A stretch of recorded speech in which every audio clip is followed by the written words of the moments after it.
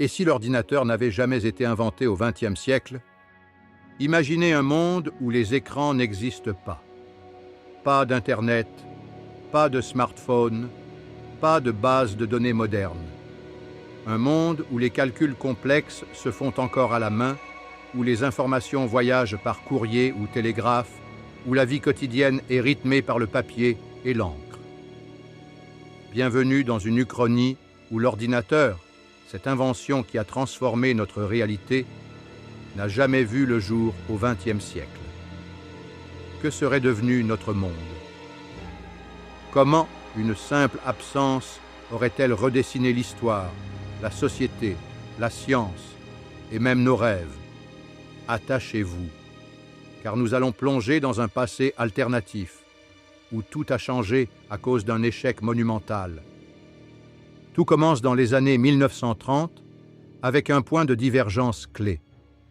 Les travaux d'Alan Turing, père théorique de l'informatique, échouent à convaincre. Ses idées sur la machine universelle sont ignorées, jugées trop abstraites. Les machines comme l'ENIAC ou le Colossus ne voient jamais le jour. Les gouvernements et les industriels, focalisés sur la guerre et les technologies mécaniques, délaissent les calculateurs électroniques. Résultat, l'ordinateur reste une chimère jusqu'au XXIe siècle. Explorons les conséquences de cet échec, décennie par décennie, pour comprendre comment notre monde aurait été bouleversé. Partie 1. Les années 1940-1950. Une seconde guerre mondiale sans ordinateur. Dans notre réalité, les ordinateurs primitifs, comme le Colossus britannique, ont joué un rôle crucial pendant la Seconde Guerre mondiale, notamment pour déchiffrer les codes allemands comme Enigma. Dans ce monde alternatif, sans ces machines, le décryptage repose sur des équipes humaines, travaillant jour et nuit avec des calculs manuels. Selon les historiens comme David Kahn dans The Codebreakers, 1967, le déchiffrement d'Enigma a raccourci la guerre de plusieurs années. Ici, sans ordinateur, les Alliés mettent plus de temps à casser les codes ennemis. La guerre s'éternise, peut-être jusqu'en 1947 ou 1948. Les conséquences sont immenses. L'Europe sort encore plus dévastée, avec des millions de morts supplémentaires. Les États-Unis, bien que victorieux, n'émergent pas comme superpuissance aussi rapidement, car leurs ressources sont épuisées par un conflit prolongé. Le Japon, sans les avancées informatiques qui ont aidé à calculer les trajectoires des bombes atomiques, résiste plus longtemps, retardant l'ère nucléaire. La guerre froide, dans ce monde, démarre plus tard et avec moins d'intensité technologique. Dans les années 1950, l'absence d'ordinateurs freine l'industrialisation. Les entreprises comme IBM, qui dans notre monde ont prospéré grâce aux ordinateurs, se concentrent sur des machines à écrire et des calculatrices mécaniques. Selon The Computer, A History de Martin Campbell Kelly, 2004, l'informatique a permis des gains massifs de productivité dans les bureaux. Sans elle, les administrations et les entreprises restent engluées dans des processus lents. Les erreurs humaines dans les calculs ralentissent tout, des prévisions économiques aux projets scientifiques. Partie 2. Les années 1960-1970, un monde sans révolution numérique. Dans notre réalité, les ordinateurs ont été essentiels à la course à l'espace.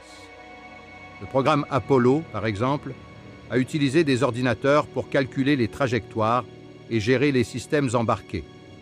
Dans ce monde, sans ordinateur, les missions spatiales sont bien plus risquées. Les règles à calcul et les tables logarithmiques, bien que précises, ne suffisent pas pour des calculs complexes en temps réel. La mission Apollo 11, dans notre monde, un triomphe en 1969, échoue peut-être ici, ou est retardée de plusieurs décennies. L'absence d'un alunissage spectaculaire prive l'humanité d'un symbole d'unité et de progrès. La course à l'espace devient une série d'échecs coûteux, sapant la confiance dans la science. les budgets pour l'exploration spatiale s'effondrent et la conquête spatiale reste un rêve lointain. Sur Terre, les communications restent archaïques. Le télégraphe et le téléphone dominent, mais sans réseaux informatiques. Pas d'Internet, pas de fax généralisé, pas de base de données moderne. Les informations voyagent lentement, freinant la mondialisation. La culture des années 1970 est aussi transformée.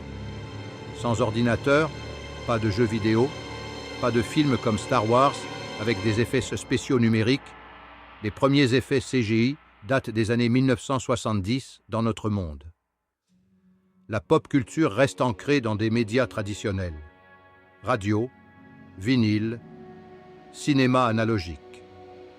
Les mouvements sociaux, comme les manifestations des années 1960, sont moins coordonnés sans outils numériques, limitant leur portée globale. Partie 3. Les années 1980-1990. Une société fragmentée et locale. Dans les années 1980, l'absence d'ordinateurs personnels, comme l'IBM PC ou l'Apple II, maintient les sociétés dans une ère pré-numérique. Les entreprises continuent d'utiliser des machines à écrire et des systèmes de classement manuels.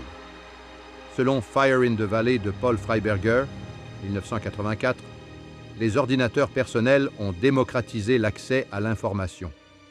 Ici, sans eux, les inégalités d'accès à l'information s'accentuent.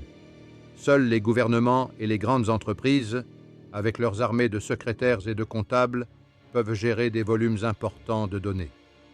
La science stagne également. Le séquençage du génome humain, achevé en 2003 dans notre monde grâce à des supercalculateurs, est inimaginable ici. Les avancées médicales, comme les IRM ou les simulations moléculaires, sont retardées de décennies. Les épidémies, comme le VIH-Sida, sont plus difficiles à étudier et à contrôler, prolongeant les crises sanitaires. L'économie mondiale reste fragmentée. Sans systèmes informatiques, les chaînes d'approvisionnement globales sont inefficaces et les échanges commerciaux restent régionaux. Politiquement, l'absence de réseaux sociaux et de médias numériques change la donne. Les révolutions des années 1980-1990, comme la chute du mur de Berlin, sont moins amplifiées par les médias. Les dictatures contrôlent plus facilement l'information, car sans Internet, il est difficile de diffuser des idées contestataires. Les démocraties, elles aussi, peinent à mobiliser les citoyens sans outils numériques. Le monde reste cloisonné, avec des cultures et des économies plus isolées. Partie 4. Le XXIe siècle, un monde steampunk moderne. Entrons dans le XXIe siècle de ce monde alternatif. Les ordinateurs finissent par apparaître vers 2010, mais ils sont primitifs, équivalents à nos machines des années 1950. La société a évolué autrement, en perfectionnant les technologies mécaniques et analogiques, les calculatrices mécaniques, les systèmes pneumatiques et les réseaux télégraphiques ultra sophistiqués dominent. Ce monde ressemble à une uchronie steampunk. Des machines complexes, mais pas d'écran, pas de cloud, pas d'intelligence artificielle. La culture est profondément différente. Sans réseaux sociaux, les individus se connectent via des clubs, des journaux locaux ou des rassemblements physiques. Les artistes utilisent des techniques analogiques comme la gravure ou la peinture, et la musique reste sur support physique. Les films, sans CGI, misent sur des décors réels et des effets pratiques, donnant une esthétique unique. Selon The Information de James Gleick, 2011, l'informatique a redéfini notre rapport au savoir. Ici, le savoir reste physique, stocké dans d'immenses bibliothèques, accessible seulement aux élites. Économiquement, le monde est moins globalisé. Les nations dépendent de leurs ressources locales et les échanges internationaux sont limités par la lenteur des communications. Les inégalités sont plus marquées. Sans accès démocratisé à l'information, les pays riches dominent encore plus. Les crises environnementales, comme le changement climatique, sont mal gérées, car les modèles climatiques complexes nécessitent des ordinateurs puissants. Le monde est plus instable, avec des conflits régionaux fréquents. Partie 5. Réflexion et conclusion. Ce monde sans ordinateur au XXe siècle est à la fois fascinant et limité.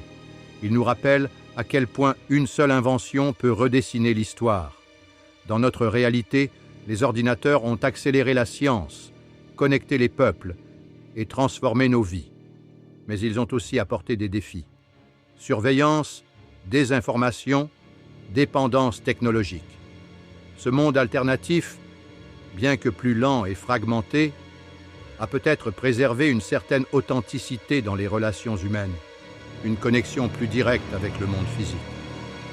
Alors, que préférez-vous? Un monde numérique, rapide, mais parfois impersonnel? Ou ce monde steampunk, plus lent, mais peut-être plus tangible? L'Uchronie nous invite à réfléchir.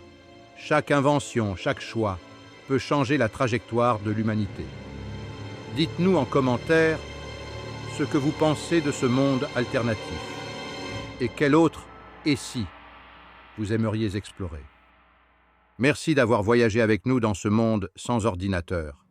Abonnez-vous, partagez et retrouvons-nous pour une prochaine exploration de l'histoire alternative.